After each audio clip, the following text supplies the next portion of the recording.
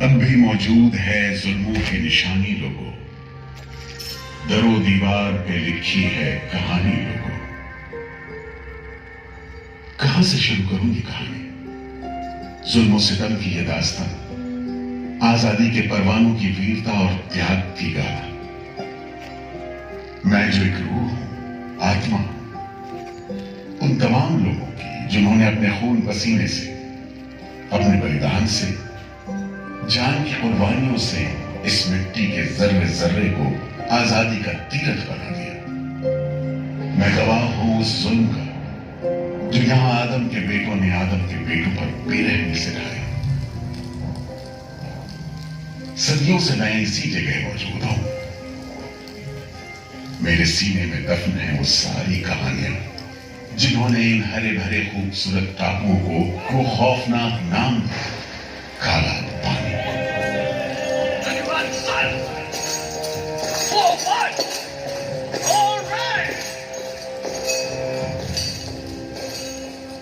तो वहीं से शुरू करते हैं, उसी हरियाली से जो कैद करने वालों के जुल्म और कैदियों के खून पसीने से बेदाग थे।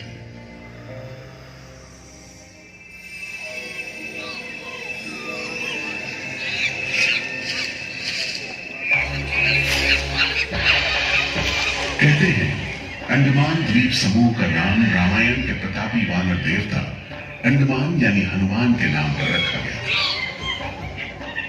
पुराने जमाने से यह कहानी चली आती है कि जब राम ने लंका पर चढ़ाई करने की योजना बनाई थी तो पहले इन्हीं टापुओं से धावा मारने की सोची थी, लेकिन बाद में इरादा बदलकर धनुष कोटि से हमला किया। इतिहास और पुराण में अंडमान द्वीप समूह इसी सिलसिले में याद किया जाता रहा है। उधर दूसरी शताब्दी के रोमन भूगोल शास्त्री टॉमी ने इन टापुओं को दुनिया के पहले नक्शे में जगह दी और नाम रखा एग्डेवोन, एक ग्रीक गॉड एगेमेम्नॉन के नाम पर, जो भाग्य का प्रतीक है। इन टापुओं की तरफ लोगों का आना शुरू हुआ। धर्म प्रचारक, लुटेरे, बागी, मल्ला, किस्मत आजमाने को निकले जहाजी, हर तरह के लोग यहां आते रहे।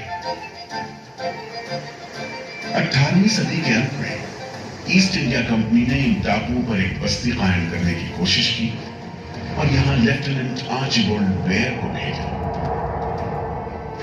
मगर यह कोशिश नाकाम रही और अगले 60-70 बरस तक किसी ने इन टापुओं की सुध नहीं ली।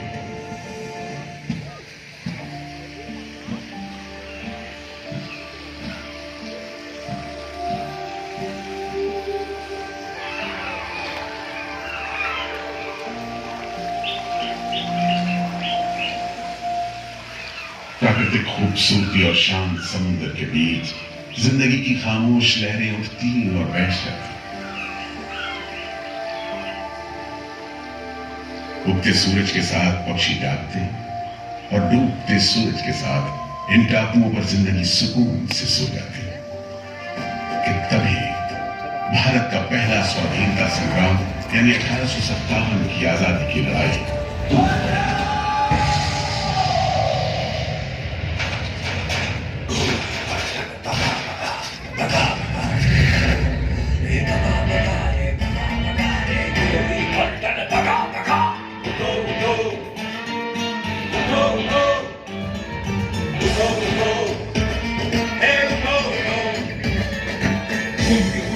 सत्ता वंदे मंगल पांडे की ललकार,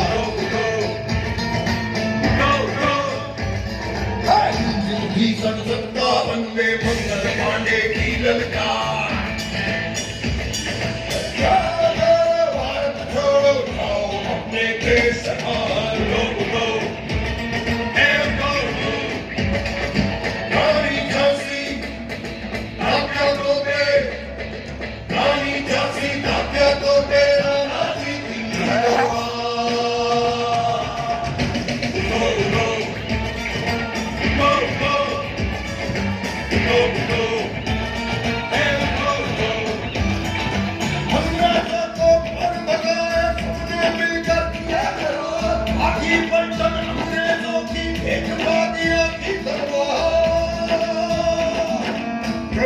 चले आजादी की तो बेगरजे बारंबार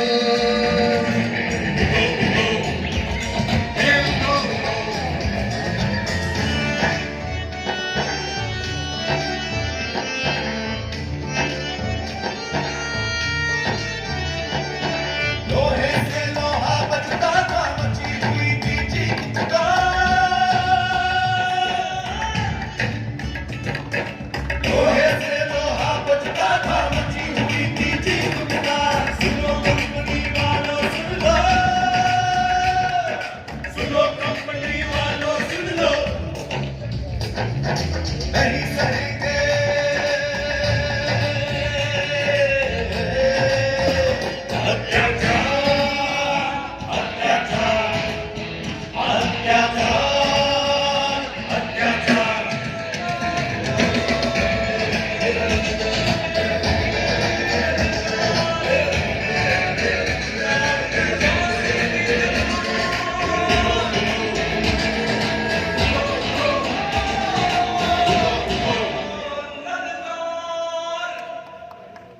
जल्द ही बगावत की लपटों की तपिश शाम पड़े अंडमान द्वीप समूह पर पड़ने वाली थी। आजादी के मत वालों को सबक सिखाने के लिए फिरंगी सरकार ने 15 जनवरी 1858 को पूरे के पूरे अंडमान द्वीप समूह को एक कैद खाने में बदलने का फैसला किया। His Excellency गवर्नर जनरल ने काउंसिल में ये फैसला किया है कि अंडमान आइलैंड में कैदियों की एक बस्ती बनाई जाए। इसमें शुरू में ऐसे मुजरिम रखे जाएं जिन्हें बगावत और राजद्रोह और इससे ताल्लुक रखने वाले दूसरे अपराधियों के लिए कैद या देश निकालने की सजा दी गई हो। और इस तरह अंडमान द्वीप समूह की पुरानी खाड़ी का नाम लेफ्टिनेंट आर्चिबाल्ड ब्लेयर के नाम पर पोर्ट ब्लेयर रखकर मुजरिमों की बस्ती कायम की गई। सन 57 के वीरों के नक्शे कदम पर कुछ ही साल बाद अंडमान की धरती पर पैर रखे वहाबी आंदोलन के राजनीतिक बंदियों ने 1860 से 1872 के बीच बहुत से वहाबी आंदोलनकारी अंडमान भेजे गए। सरहदी सूबे का रहने वाला एक पठान शेर अली आफरीदी भी अंडमान में उस समय उम्र कैद की सजा काट रहा था और अंग्रेजों से बदला लेने के लिए मौके की तलाश में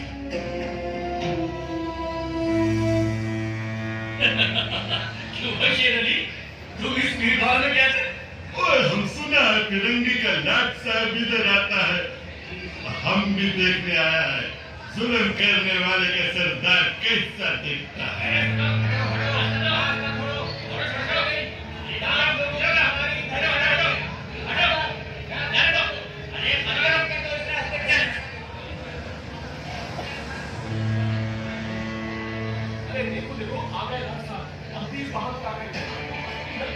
मिस्टर बर्ड, मैं सोचता हूँ कि इस खूबसूरती के बीच रहने के लिए प्रिजनर होना भी मैं एक्सेप्ट कर लेता। Yes, indeed. Just look how beautiful this place is.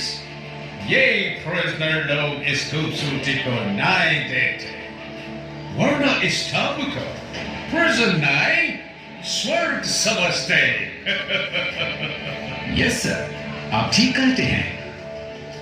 इधर आइए प्लीज। हम तुमको खत्म कर देगा फिरंगी जालिम के साथ हैवानी सुलूक करता है, हम बर्दाश्त नहीं करेगा।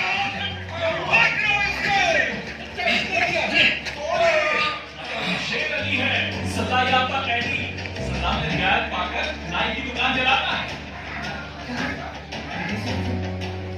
जैसा कि होना था, शेर अली को फांसी हो गई।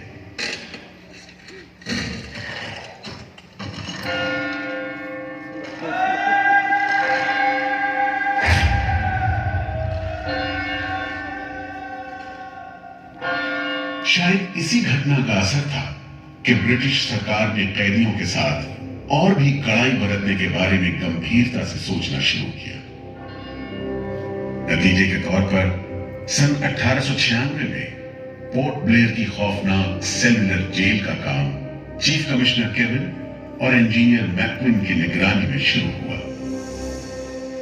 यूरेंस मक्विन, आपकी जांच पूरी हो गई? यस सर, हमने पूरा टापू का मुआयना कर लिया है। तो आपके हिसाब से जेल कहाँ बनेगी? मेरा राय भी जेल इसी जगह बने तो अच्छा रहेगा सर। इस पहाड़ी पर? यस सर, हम इस पहाड़ी को ईस्ट का तरफ ऊपर से काटकर समुद्र से 60 फीट की ऊंचाई पर मैदान बना देगा। इससे दो फायदा होगा, जेल के लिए जगह निकलेगा और पहाड़ी काटने से जो मिट्टी निकलेगा उससे हम नीचे का दलदल को भरकर ऑफिसर्स के लिए टेनिस एंड क्रिकेट खेलने का मैदान, इवन जिमखाना क्लब भी बना सकता सर। तय हुआ कि 5 लाख रुपए की लागत से पोर्ट ब्लेयर की इस पहाड़ी पर जेल बनेगा। फॉरेन कारीगरों के अलावा 600 कैदियों को काम पर लगा दिया गया। इस जेल में एक वक्त में 700 कैदियों को बंद रखा जा सकता है। योजना के अनुसार जेल के बीचों बीच एक मीनार बनाई जाती थी जिसकी 7 दिशाओं में 7 खंड किसी सितारे की भुजाओं की तरह निकले होंगे। हर खंड में 3 मंजिलें बनाई जानी थी और 7 खंड में कुल मिलाकर 698 कोठरियों का निर्माण होना था। ईंटों की ढुलाई के लिए ट्रेन की 5 मील लंबी पटरी बिछाई गई। इमारत बनाने के लिए ढेर सारे सामान बर्मा से मंगवाए गए। जेल को बनाने में कोई 3 करोड़ ईंटें इस्तेमाल की गई। इंसानी खून पसीने की तो कोई गिनती ही नहीं।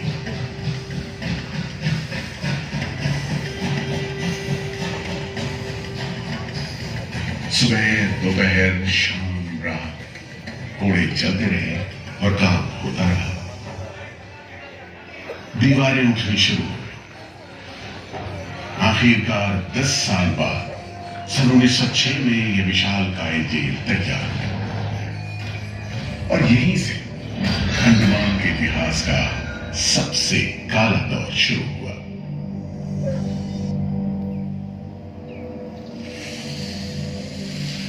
हाँ, सच कहते हो। आज भी उस दौर को याद करके झुरझुरी सी हो जाती है। मैं पुराना पीपल का पेड़ जेल खाना बनने के इस लंबे अरसे में हर रोज अपनी जान की खैर मनाता रहा, क्योंकि इस पहाड़ी पर उगे हुए घने जंगल साफ करने के दौरान बहुत से लोग थे जिनका ख्याल था कि मुझे भी और पेड़ों की तरह काट गिराया जाना चाहिए, लेकिन मैं बच निकला। मेरी किस्मत में शायद खड़ा रहकर इस जेल में होने वाली यातनाएं देखना लिखा था। हर एक कैदी जेल के फाटक के भीतर आकर मेरी डालियों के नीचे से ही निकला है।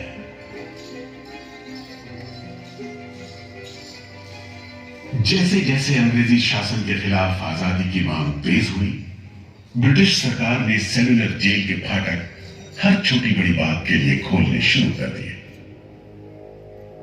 किसी ने पर्चा निकाला तो अंडमान जेल, किसी ने लेख लिखा तो अंडमान जेल। लेकिन जब आजादी की लौ दिल में जल रही हो तो लोगों को कब तक रोका जा सकता है?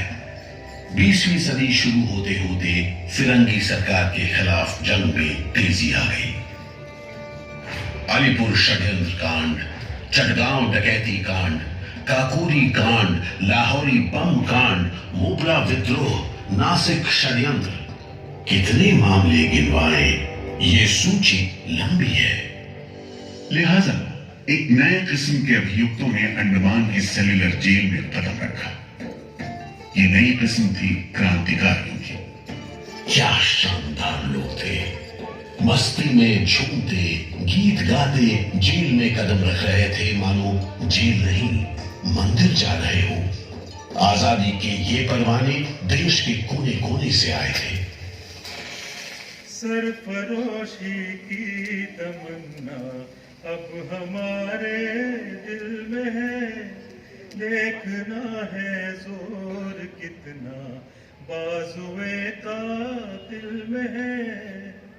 वक्त आने दे बता देंगे तुझे आसमां, हम अभी से क्या बताएं क्या हमारे दिल में है।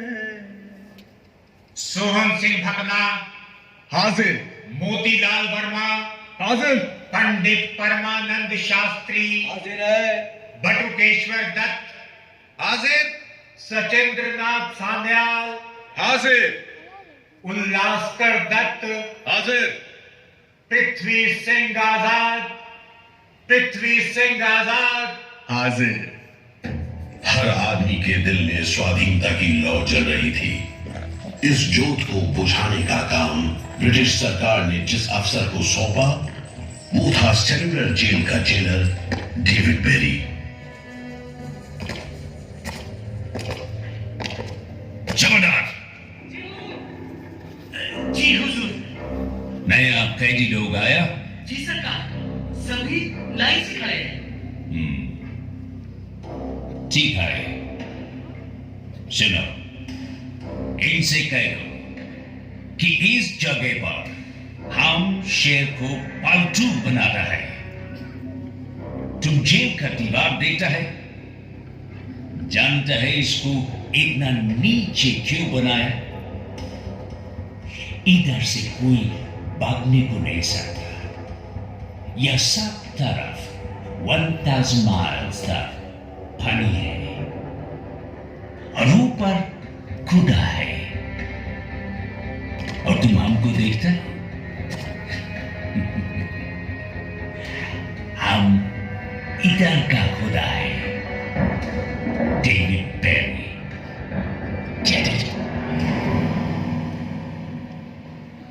इस तरह कैदियों से ठसाठस भरी जेल की गंदी सीलन भरी बदबूदार हवा में कैदियों का बंदी जीवन शुरू होता है। बेड़ियों की आवाज, वार्डनों की गाली गलौज और मार खाते कैदियों की चीख पुकार से गूंजते कोठरियों का दम घुट माहौल कड़े से कड़े इंसान को तोड़ने के लिए काफी था। लेकिन इन कोठरियों में ऐसे बंदी भी आए जिन्हें ये माहौल हताश करने की बजाय जुल्म का मुकाबला करने की प्रेरणा देता रहा। वीर विनायक दामोदर सावरकर, ये नाम ऐसे ही बंदियों में बड़े सम्मान के साथ लिया जाता है।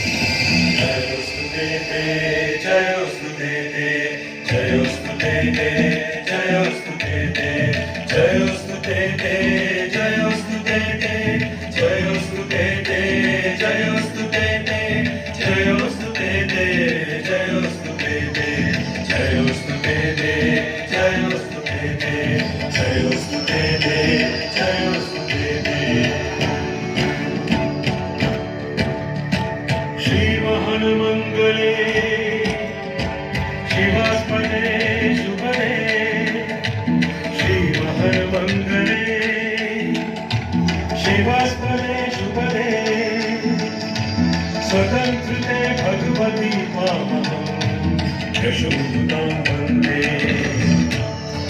जयोस्तु ते जयोस्तु ते जयोस्तु ते जयोस्तु ते।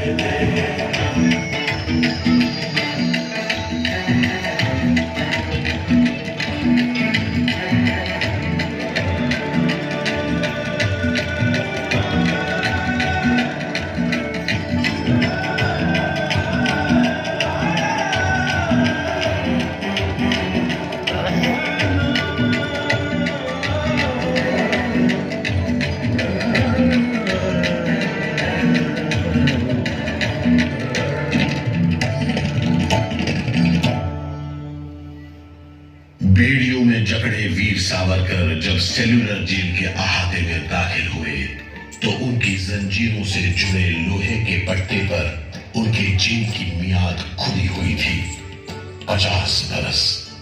24 दिसंबर 1910 से 30 दिसंबर 1960 तक। वेल सावरकर, तुमको 2 बार का उम्र कैद का सजा मिला है। 50 50 बरस बाद सरकार तुमको छोड़ देगा। मिस्टर पेरी, तुम्हें विश्वास है कि तुम और तुम्हारी सरकार 50 बरस यहां रह पाएगी? सावरकर को इस बात में रत्ती भर शक नहीं था कि आजादी की जो लपटें हिंदुस्तानियों के मन में खड़क रही हैं, उन्हें अंग्रेज अब बुझा नहीं सकेंगे और जल्द ही उन्हें जाना होगा। इसी प्रबल विश्वास के बल पर सावरकर 10 बरस लंबा अरसा सेलुलर जेल की एक ही कोठरी में रह सके। उन्हें बहुत ही खतरनाक कैदी करार देते हुए इतने कड़े पहरे में रखा गया था कि उनके भाई गणेश को 2 बरस तक पता भी नहीं चला कि वीर सावरकर उनके ही नक्श कदम पर चलते हुए सेलुलर जेल आ पहुंचे, जहां बरसों की तकलीफ है, जेलर के जुल्म है, कड़ी मेहनत और नितान अकेलापन है, जहां जिंदगी 13 फुट लंबी और 7 फुट चौड़ी कोठरी में सिमट कर रह जाती है।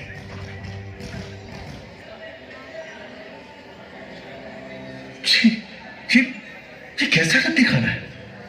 चावल में कंकड़ है, सब्जी में रेत है और दाल में कीड़े। खाना क्या है? घास फूस है। बर्तन भी देखो कैसे टूटे फूटे, जंग से लाल और तेल से जुड़े हुए। सबसे ज्यादा कमी तो पानी की है। आज सुबह जब मैंने पानी मांगा, जमादार बोला दिन में 2 बार मिलेगा बस। अरे पीने लायक होता तो बात थी, इतनी बास मारता है कि नाक बंद करके पीना पड़ता है। इस खाने को कैसे खा सकता है? कैदियों को गाली देना या पीटना मामूली बात थी, चाहे वो खा रहे हों या काम कर रहे हों। और काम न सिर्फ मुश्किल था बल्कि उसका कोटा भी तय था। 7 में से 4 खंडों की कोठरियों में तेल निकालने के उपकरण लगे थे।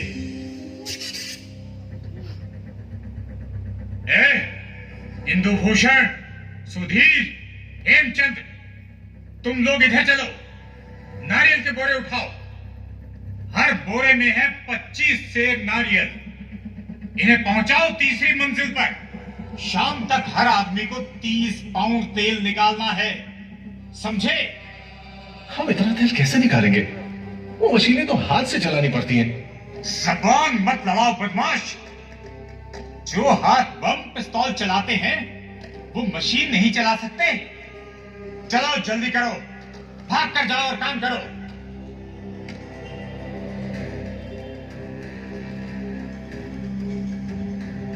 मेरा बात ध्यान से सुनो।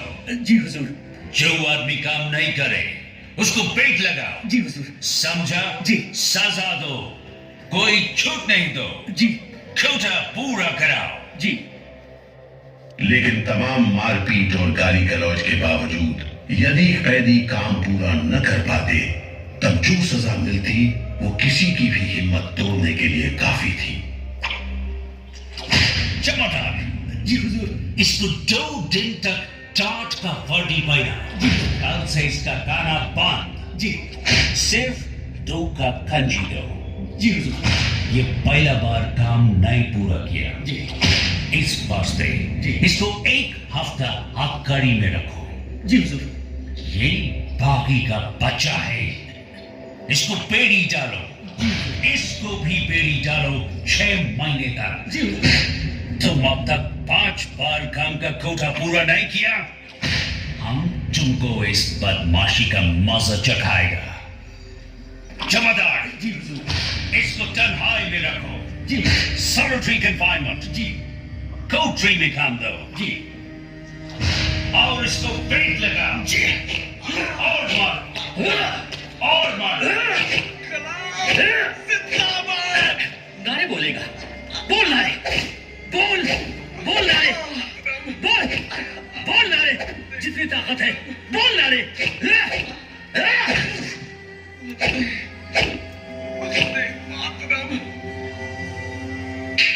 उल्हासकर दत्त ने इस सारी तकलीफ की दिल को छू देने वाली तस्वीर खींची है। हमारे गांव में तेल के लिए कोल्हू में बैल जोते जाते हैं। वो भी दिन में 10 से 12 सेर से ज्यादा तेल नहीं निकाल पाते। जेल में मुझे 2 और कैदियों के साथ बैल की जगह जोत दिया जाता था और हमें शाम तक 1 मन नारियल का तेल निकालने का काम सौंपा जाता। जमादार हमें दौड़ने पर मजबूर करते और रफ्तार धीमी होने पर कोड़े मारते। हर रोज न जाने हम कितनी बार लड़खड़ाते, गिरते और मार खाते, और ये सिलसिला निरंतर चलता रहा। हुजूर, ये काम करने से इनकार करता है। क्यों काम नहीं करेगा? जैसा बर्ताव ये जमादार करते हैं उसमें मैं काम नहीं करूंगा। मारपीट और सजा का नतीजा ये हुआ कि उल्हासकर ने 7 दिन के बाद खाना पीना और बात करना भी बंद कर दिया। वार्डनों का ख्याल था कि उल्हासकर पागल होते जा रहे हैं, लेकिन जेलर बेरी ने इसे नाटक बताते हुए उल्हासकर को बिजली के झटके लगाने का हुक्म दिया, जिसके बाद उल्हासकर 3 दिन और 3 रात बेहोश रहे। उसके बाद कहीं जाकर डॉक्टर को बुलाया गया। सुनो मिस्टर उल्हासकर, हम जानते हैं तुम अपने मुल्क का आजादी के वास्ते ये करता। हम तुम्हारा काम को ठीक नहीं समझता, लेकिन तुम अभी जवान है। एक दिन अपना सजा पूरा करके वापस अपना मुल्क जाएगा, तब अपना हाथ से जान क्यों लेता? क्या तुम डरपोक है? हम अपना सीनियर ऑफिसर का हुक्म नहीं बदल सकता, लेकिन तुम चाहेगा तो हम तुमको मेंटल हॉस्पिटल में भर्ती करा देगा। ठीक है, इन जानवरों के बीच रहने से पागलों के बीच रहना बेहतर होगा। उल्हासकर की सारी तकलीफ का जेलर डेविड बेरी पर कोई असर नहीं हुआ। उल्हासकर के जाने के बाद बेरी ने वीर सावरकर को चढ़ाते हुए पूछा, क्यों सावरकर, तुम भी पागलपन का बहाना करेगा क्या? तुम्हारे बाद मिस्टर बेरी। अच्छा। हाँ, जिस तरह के अत्याचार तुम कर रहे हो उनसे कोई भी आदमी पागल हो सकता है। रहने दो ये सब बात सावरकर, तुम अच्छी तरह जानता है उल्लासकर पागल नहीं है, बहाना खाता है। मिस्टर बेरी, अगर तुम सोचते हो कि उल्लास बहाना कर रहा था तब तुम पहले ही पागल हो चुके हो। ये सब अत्याचार बंद करो, वरना हमारे पास स्ट्राइक के अलावा कोई रास्ता नहीं बचेगा। छूट नहीं, रियायत नहीं, तो काम नहीं, छूट नहीं, रियायत नहीं, तो काम नहीं। हमारी मांगे पूरी करो, पूरी करो। जिंदाबाद, जिंदाबाद, जिंदाबाद। बंदियों को छोड़ दो, छोड़ दो, छोड़ दो। बंदियों को छोड़ दो, छोड़ दो। और इस तरह कैदियों ने अपना आखिरी हथियार इस्तेमाल करना शुरू किया। हड़तालों का एक लंबा सिलसिला चल पड़ा, मगर ऐसे मामलों से जेलर बेरी और उसके अमले के रवैये में कोई खास फर्क नहीं पड़ा। कुल मिलाकर सेलुलर जेल के कैदी तकलीफ और बदसलूकी के बीच अपने दिन गुजारते रहे।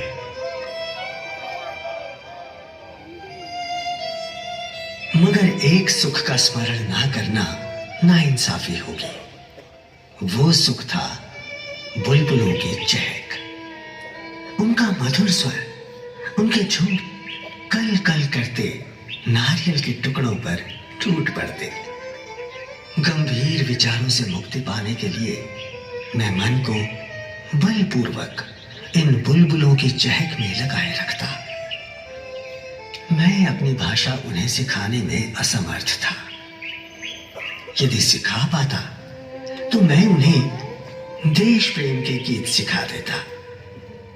ताकि अगर कोई मेरी कोठरी खोजता हुआ आए तो लोग कहें कि जिसके सामने बुलबुल देश प्रेम के गीत गा रही हो वही सावरकर की कोठरी है। एक बार में 3 कैदियों को फांसी पर लटका दिया जाता, दिल दहला देने वाली चीखें निकलती, जेल का घंटा घनघना उठता, जेल की मीनार पर लगी बत्ती जलती बुझती रहती और 8 मील दूर तक खड़े जहाजों तक खबर पहुंच जाती कि फिर से कुछ कैदियों को फांसी पर लटका दिया गया है। 12 मई 1933 को कैदियों ने फिर भूख हड़ताल का सहारा लिया। भूख हड़ताल करने वालों में सरदार भगत सिंह के बहादुर साथी महावीर सिंह भी शामिल थे। हड़ताल के 5वें दिन जब कैदियों को जबरदस्ती खुराक दी जाने लगी तो महावीर सिंह ने ताकतवर विरोध किया। जालिमों, तुम नहीं जानते कि हम कौन हैं। हम मर सकते हैं पर झुककर नहीं रह सकते। हमें ऑर्डर मिला है तुम्हें दूध पिलाने का। चलो जमादार, पकड़ो इसे।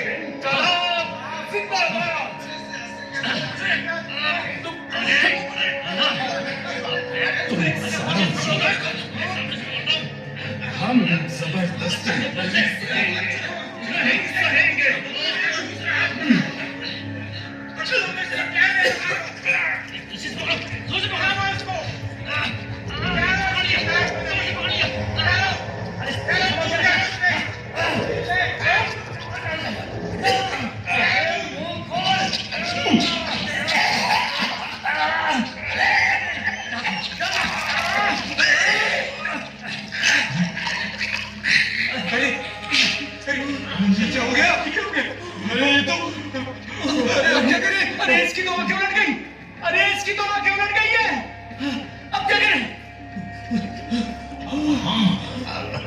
लगता है दूध इसके फेफड़ों में चला गया है साहब।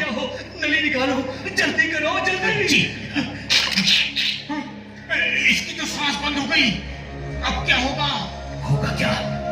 लाश को गुपचुप ठिकाने लगा दो, किसी को कानो कान खबर ना हो। मैं तो कहता हूँ साहब, इसकी लाश को बोरे में डालकर पत्थर से बांधकर समंदर में बहा दीजिए। किस्सा खत्म। फिर ऐसा ही करो, झटपट ले जाओ उसे, झटपट ले जाओ। लेकिन ये खबर छिपी नहीं रह सकी। जब लोगों को पता चला तो देश भर में विरोध की भीषण लहर फैल गई।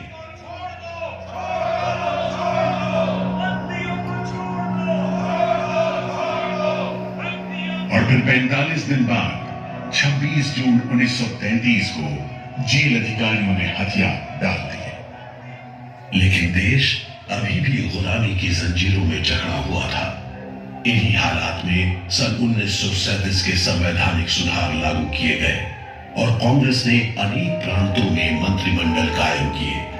स्वाधीनता की तरफ बढ़ते कदमों में तेजी लाने के लिए अंडमान के सेलुलर जेल के बंदियों ने भी आवाज बुलंद की। बंदियों की रिहाई, स्वदेश वापसी और राजनीतिक बंदियों के लिए बेहतर सुविधाएं हासिल करने की मांग को लेकर 24 जुलाई 1937 को सेलुलर जेल के कैदियों ने सामूहिक अनशन शुरू किया।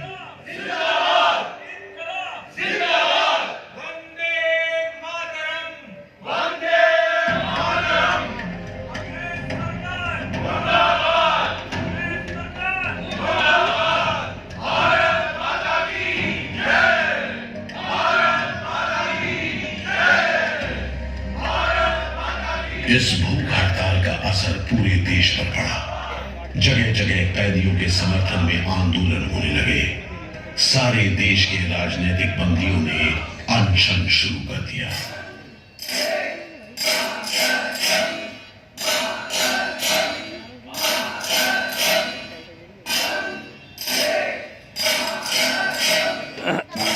गुरुदेव रविंद्रनाथ ठाकुर और कांग्रेस की कार्यकारिणी की तरफ से जवाहरलाल नेहरू ने कैदियों से भूख हड़ताल समाप्त करने की अपील की और 28 अगस्त 1937 को गांधी जी ने सेलुलर जेल के बंदियों को तार से संदेश भेजा।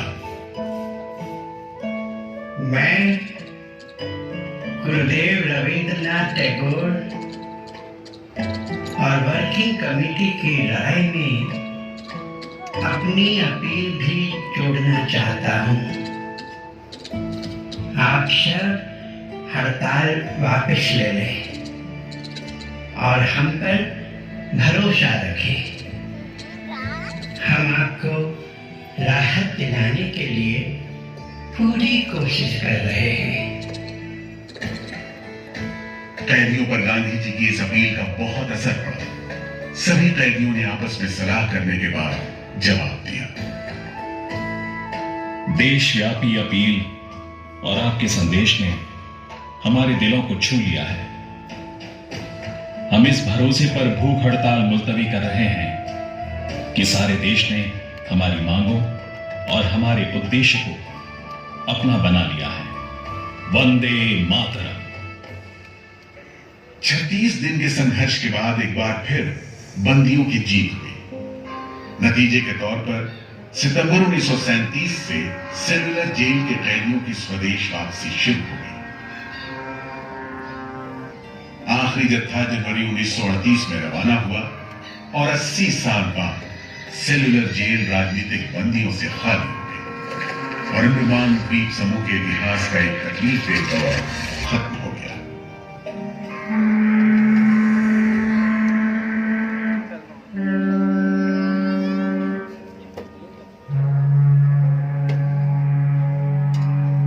मगर एक और सारी दौर शुरू होने वाला था। 1939 में दूसरा विश्व युद्ध शुरू हुआ और 1942 में जापानियों ने अंडमान पर कब्जा कर लिया।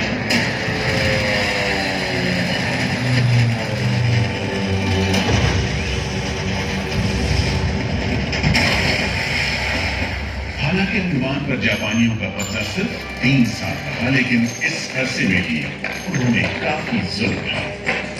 हर आदमी उनकी नजर में अंग्रेजों का जासूस था।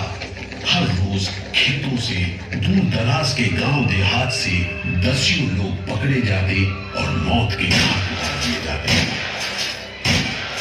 बहुत से लोग तो खाने की कमी के कारण जहाज पर लाद कर दूर समंदर में फेंक दिए।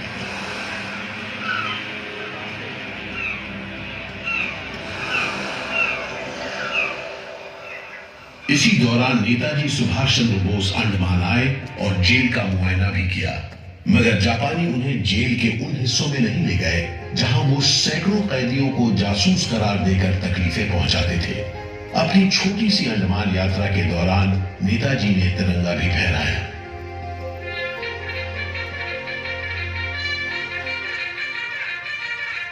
अगस्त 1945 में दूसरा महायुद्ध समाप्त हुआ और 3 साल 6 महीने 15 दिन के कब्जे के बाद अक्टूबर 1945 में अंडमान की जापानी छावनी ने अंग्रेजों के आगे हथियार डाल दिए।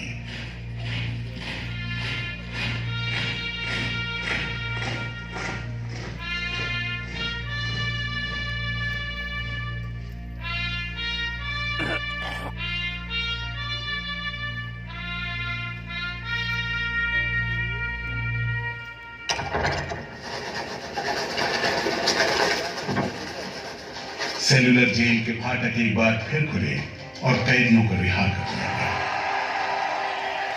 इसके बाद 2 साल के अंदर भारत में ब्रिटिश सरकार का शासन खत्म हो गया।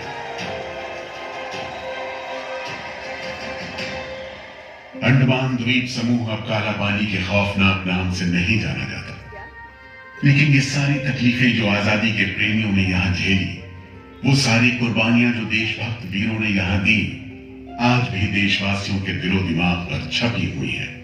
इसीलिए अंडमान के भूतपूर्व राजनीतिक बंदियों के भातृत्व मंडल की इच्छा को स्वीकार करते हुए भारत सरकार ने 30 अप्रैल 1969 को घोषणा की कि सेलुलर जेल को राष्ट्रीय स्मारक के रूप में सुरक्षित रखा जाएगा। भारत की आजादी के दीवानों ने जो अमानवीय यातनाएं इस कारागार में सही, ताकि भारतवर्ष आजादी की उन्मुक्त हवाओं में सांस ले सके, उन बलिदानों को आने वाली पीढ़ियां भूल नहीं पाएंगी।